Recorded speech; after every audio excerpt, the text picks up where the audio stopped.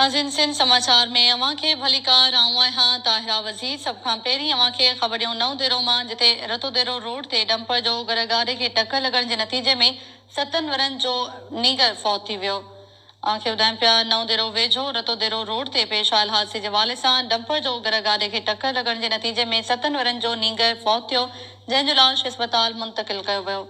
वधीक तफ़सील मालूम कयूं था, असां सां लाइन ते मौजूदु आहे नूर मोहम्मद सुमरो। जी नूर मोहम्मद सुमरो।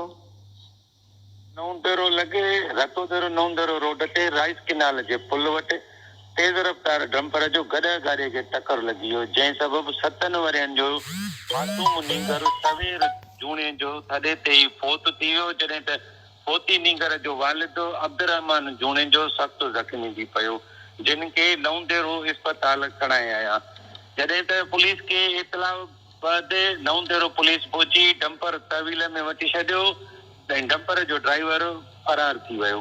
जी महिरबानी अवां जी नूर मोहम्मद सुमरो तफ़सील ॾियण लाइ। नूर मोहम्मद सुमरो तफ़सील ॿुधाए रहियो हो नओं देरो वेझो पेश आयल रोड हादसे जे हवाले सां रतो देरो रोड ते डंपर जो गरगारे खे टक्कर लॻण जे नतीजे में 7 वरनि जो सवेर अली जुणे जो फौत थी वियो, जंहिंजो इलाज अस्पताल मुंतक़िल कयो वियो।